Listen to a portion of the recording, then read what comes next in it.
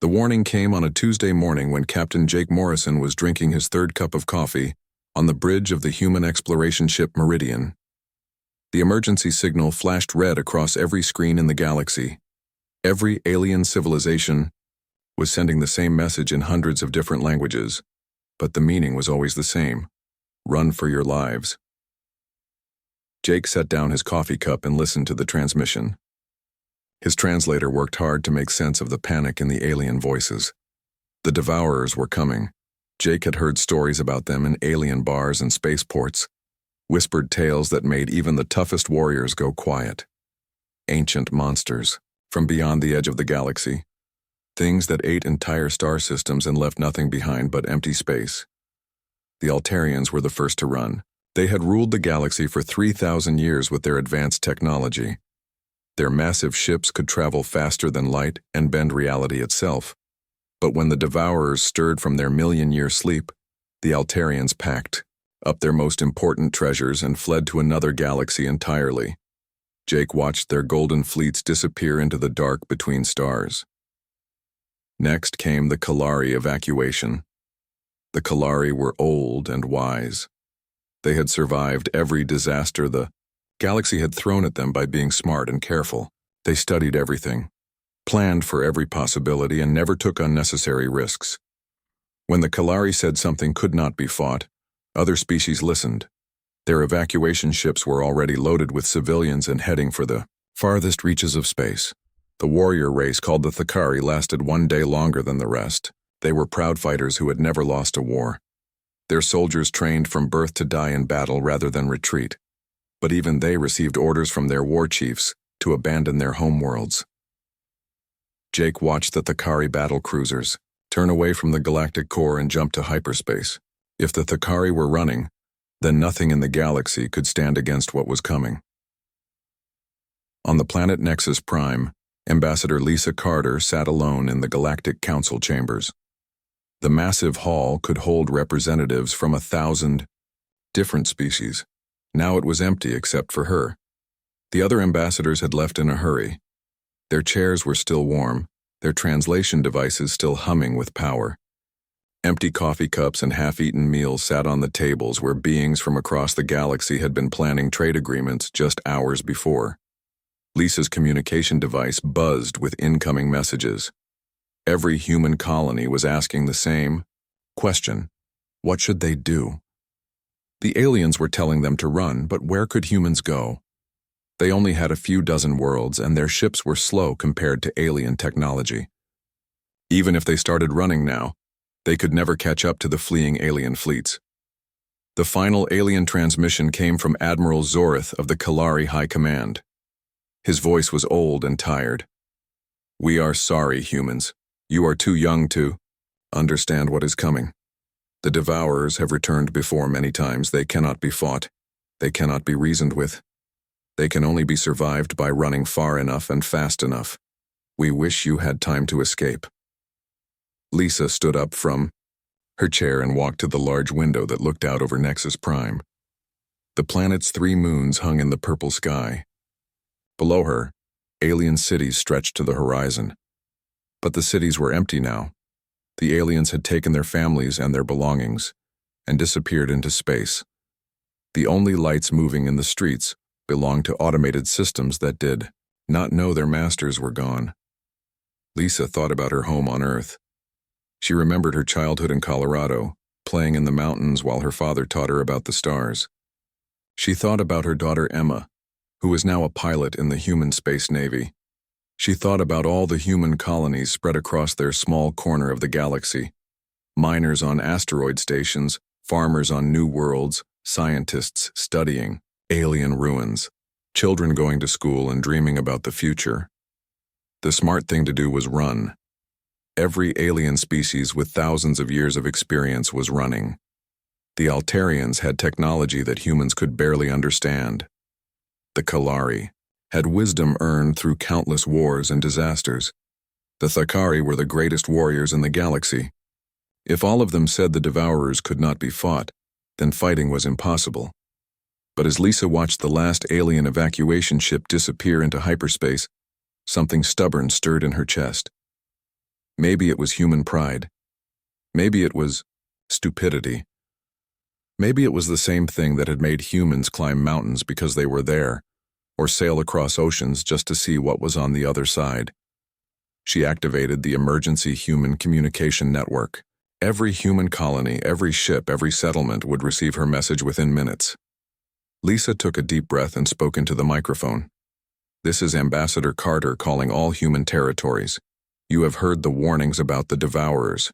You know that every other species in the galaxy is evacuating to distant stars. They have invited us to join them in their flight to safety." She paused and looked out at the empty alien cities one more time. "We're not going." The silence that followed lasted exactly 3 seconds. Then every human communication channel in the galaxy exploded with voices. Some people shouted questions, others argued. A few called her crazy.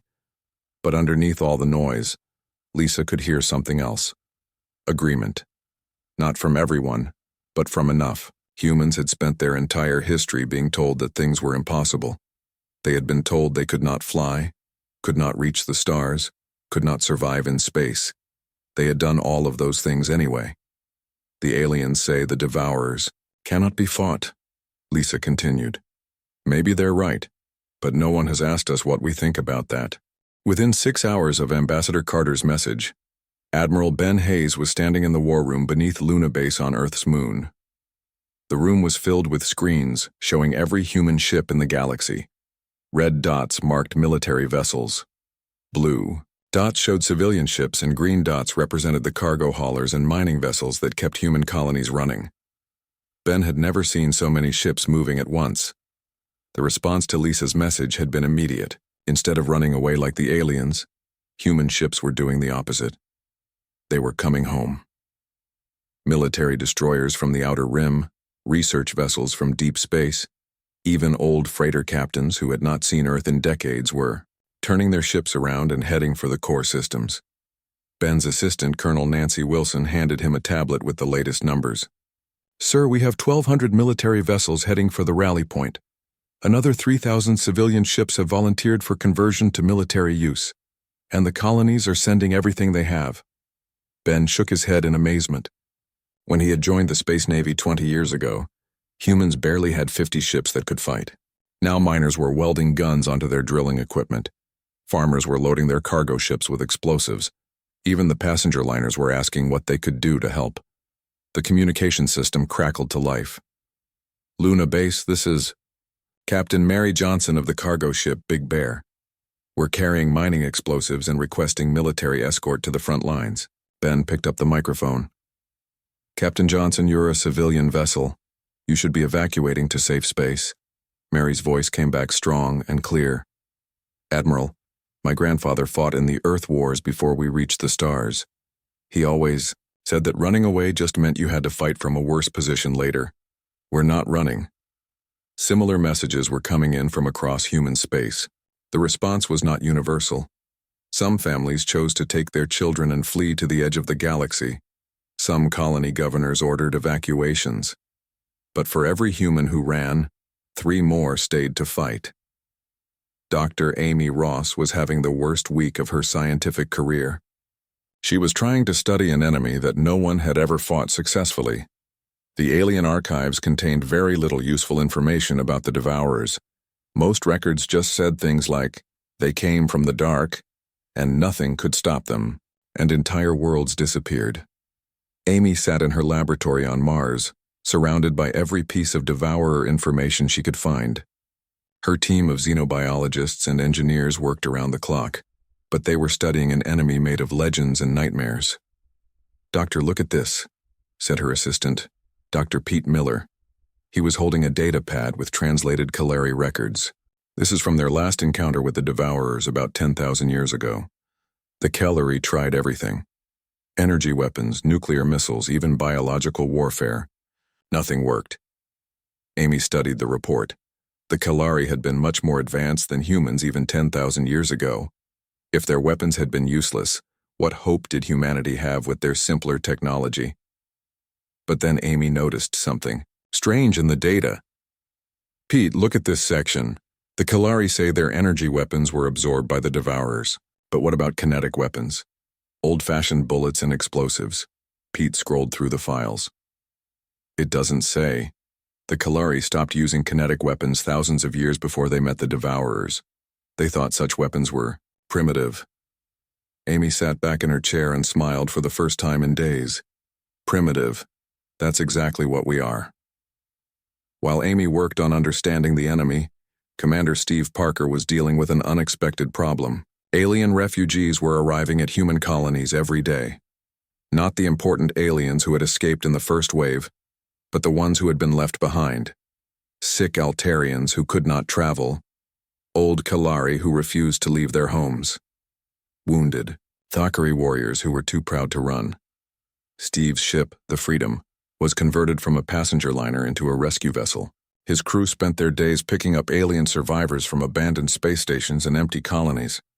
Many of the aliens were surprised to see humans still in the galaxy. "You should have fled with the others," said Elder Kess, an old Kalari, philosopher that Steve's crew had rescued from a research station.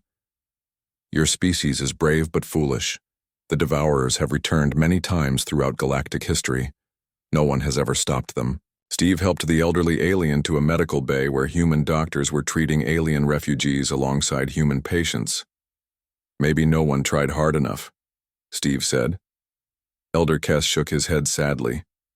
"Young human, the greatest civilizations in galactic history have tried to fight the Devourers, the builders who could move stars, the shapers who created life itself, the first empire, which ruled 1,000,000 worlds. All of them fell to the Devourers. What makes you think your small species can succeed where they failed?" Steve looked out the window at a human mining ship that was having weapons installed on its hull. "Because we don't know it's impossible," he said. The human fleets were gathering at a dozen different rally points throughout their territory. Earth's solar system became a massive military base almost overnight. The asteroid belt was turned into weapons factories.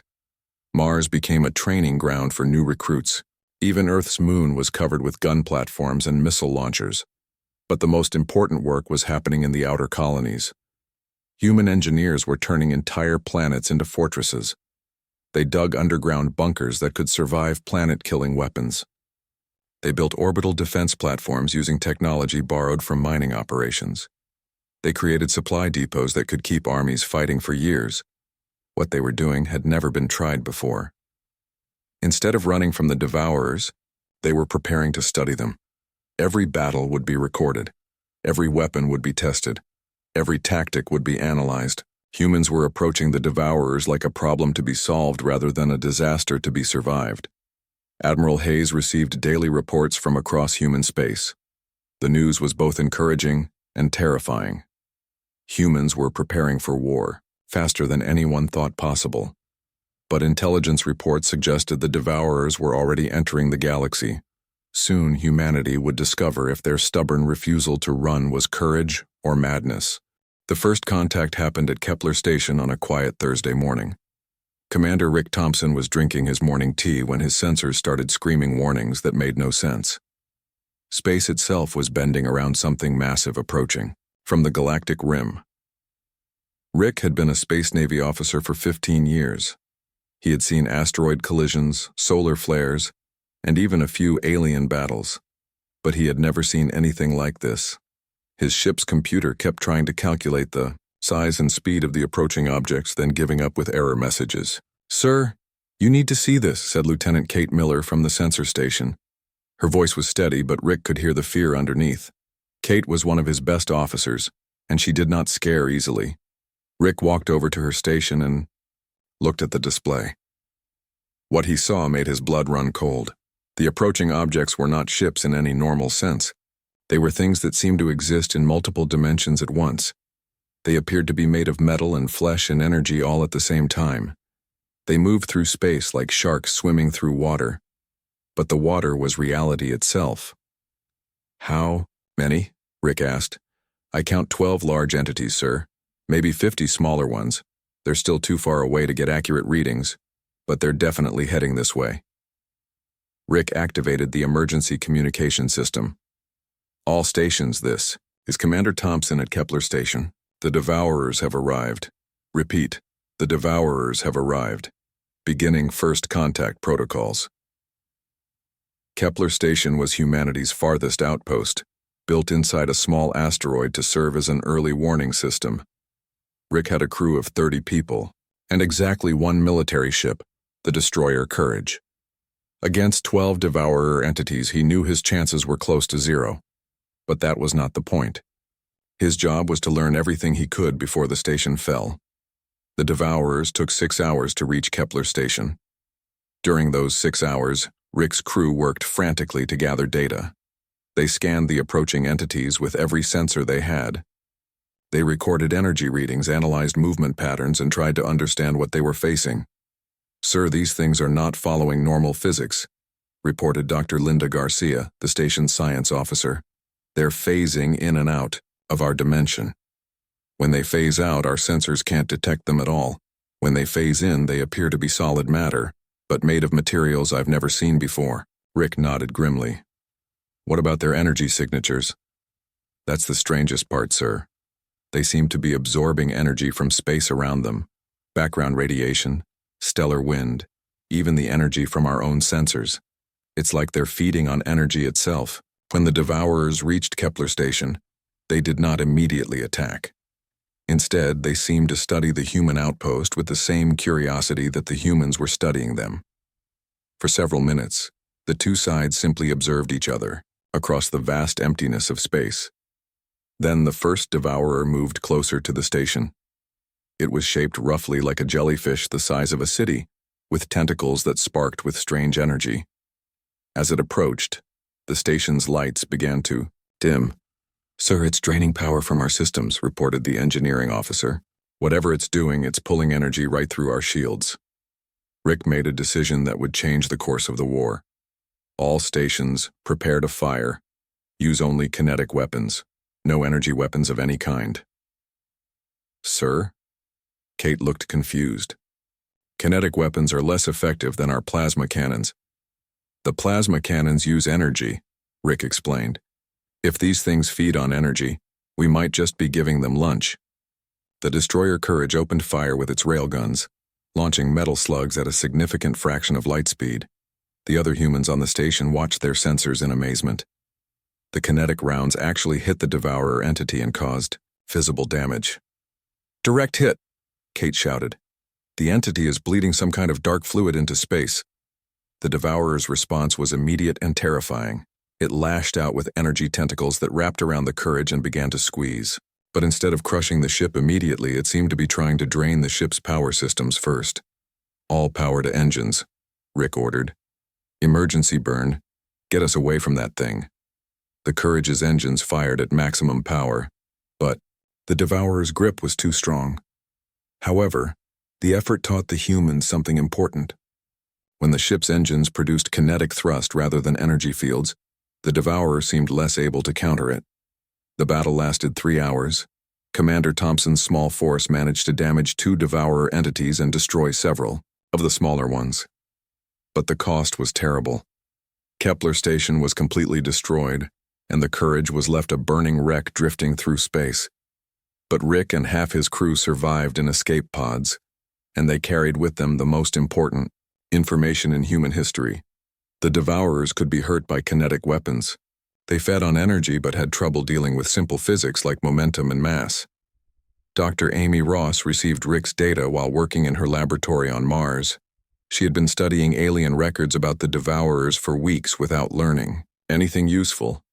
But Rick's battle reports contained more useful information than 10,000 years of alien archives. "They're not invincible," Amy said to her assistant Pete as they studied the sensor readings. "Look at this. The Devourer entities phase in and out of our dimension, which makes them immune to energy weapons. But they can't phase through solid matter moving at high velocity." Pete was reading another part of the report. "Doctor, look at this section about their feeding behavior. Commander Thompson says they seemed more interested in draining the ship's power than destroying it outright." Amy's eyes widened as she understood the implications. "That's it. That's why they're here. The Devourers don't just destroy civilizations for fun. They feed on the energy signatures produced by advanced technology. The more advanced a species becomes, the more attractive they looked to the devourers. This discovery explained everything. The ancient civilizations that the devourers had destroyed were all highly advanced, with energy-based technologies that would have been like beacon fires to hungry predators. The aliens fleeing the galaxy were actually making themselves more attractive to the devourers by using their most advanced ships and weapons. But humans were different. Human technology was still relatively primitive compared to the aliens. Humans used kinetic weapons, chemical explosives, and nuclear reactors, instead of the exotic energy sources favored by older civilizations. To the devourers, humans probably looked like barely intelligent animals. Captain Jake Morrison led the next phase of human research. His ship, the Meridian, approached the wreckage of a damaged devourer entity that had been hurt in the Kepler station battle. Using mining equipment converted into weapons, Jake's crew managed to retrieve biological samples from the creature. What they found changed everything humans thought they knew about their enemy. The biological samples from the damaged devourer revealed the truth that would save the galaxy. Dr. Amy Ross stood in her laboratory on Mars, staring at the test results with amazement. The creature that had seemed like an unstoppable force of nature was actually something much more complex. "Pete, look at this neural tissue analysis," Amy said to her assistant. "The devourer entities aren't individual creatures. They're part of a collective consciousness. Each entity is like a single brain cell in a massive mind that spans multiple dimensions." Pete studied the data on his screen. "That explains how they coordinate their attacks so perfectly. But doctor, if they're all connected, how do we fight? Something like that?" Amy smiled for the first time in months. "By breaking the connections." The samples showed that the devourers communicated through a specific type of electromagnetic frequency. It was similar to human radio waves, but operating in dimensions that humans could barely detect. The collective mind that controlled all. The devourer entities depended on this communication network to function. Admiral Ben Hayes received Amy's report while planning the defense of Earth's solar system. The news was better than he had dared to hope. The devourers had a weakness that humans could exploit. If we can disrupt their communication frequency, we can break their collective consciousness? Ben asked during the emergency meeting with his top officers. "That's the theory," replied Colonel Nancy Wilson, who had been studying Amy's research. "Dr. Ross believes that if we hit them with the right electromagnetic pulse at the right frequency, we can cause confusion in their network. They might even turn on each other." General Paul Brooks was in charge of the largest human military operation in history. Over the past 6 months, he had watched human forces change from a small defensive navy into something that could challenge the greatest threat the galaxy had ever known. The humans had abandoned energy weapons entirely. Every ship now carried kinetic cannons, railguns, and chemical explosives. Mining companies had converted their equipment into weapons. Cargo ships had been turned into missile platforms. Even passenger liners carried electromagnetic pulse devices designed to disrupt the devourer network. But the most important change was in human tactics. Instead of fighting the devourers head-on like the ancient civilizations had tried, humans were fighting like guerrillas. They hit fast with kinetic weapons, deployed their electromagnetic pulse devices, and then retreated before the devourers could respond. The war that followed lasted 8 years. It was not the quick victory that humans had hoped for, but it was not the complete destruction that the aliens had predicted either. Human forces learned to fight the devourers on humanity's terms, not the enemy's. Major Sarah Kim commanded one of the most successful human units in the war. Her strike team specialized in boarding damaged devourer entities and planting electromagnetic pulse bombs in their neural centers. It was dangerous work that required modified mining suits and weapons designed for fighting inside alien biology. "Remember, we have 15 minutes before our suits fail," Sarah told her team as they prepared to board another devourer entity. "Get in, plant the charges, and get out. Don't try to be heroes." Sarah's team had learned that the devourers were most vulnerable when they were feeding. The entities would phase into normal space to drain energy from their targets, which gave humans a window of opportunity to attack with kinetic weapons and board them. The boarding operation went smoothly at first. Sarah's team used explosive charges to blast their way into the creature's neural center. where they found a maze of organic computers and energy conduits. The electromagnetic pulse devices were small but powerful, designed to overload the creatures' communication systems. But as they were planting the last charge, the Devourer entity began to phase back into its alternate dimension. Sarah's team found themselves trapped inside a creature that was disappearing from normal space. "Major, we need to get out now," shouted Sergeant Tom Davis over the radio. "Negative," Sarah replied. "We need to make sure these charges go off. If this entity escapes, it will warn the others about our tactics." Sarah made the decision that defined human courage in the war against the Devourers. She ordered her team to retreat while she stayed behind to manually trigger the electromagnetic pulse devices. The explosion that followed tore the Devourer entity apart and sent a shockwave through the collective consciousness that controlled the entire invasion fleet. The turning point of the war came during the Battle of Sol, when a massive Devourer fleet attacked Earth's solar system. General Brooks had prepared for this moment for years, turning the asteroid belt into a weapons platform and covering every planet with defensive systems. But the real battle was not fought with guns and missiles. It was fought with electromagnetic warfare. As the Devourer fleet approached Earth, human ships released thousands of small devices that had been designed specifically to disrupt the creature's communication network. The effect was immediate and devastating. The Devourer entities, which had moved with perfect coordination for millions of years, suddenly found themselves unable to communicate with each other. Some creatures stopped moving entirely. Others began attacking their own allies. The collective consciousness that had made them unstoppable was broken. Captain Jake Morrison, now promoted to admiral, watched the battle from the bridge of his new flagship, the Defiance. He had seen the war begin at Kepler Station with Rick Thompson's heroic last stand. Now he was seeing it end as the greatest threat in galactic history tore itself apart. "All units concentrate fire on the large entities," Jake ordered. "Use kinetic weapons only. Let their confusion do the rest of the work for us." The battle lasted 3 days. When it was over, the Devourer fleet was destroyed or scattered. The few surviving entities fled back to the dark space beyond the galactic rim, their collective consciousness too damaged to maintain their invasion. Word of humanity's victory spread across the galaxy faster than the original evacuation orders had. The alien species that had fled in terror began sending cautious messages back to their former territories. They could hardly believe that the ancient nightmare was over.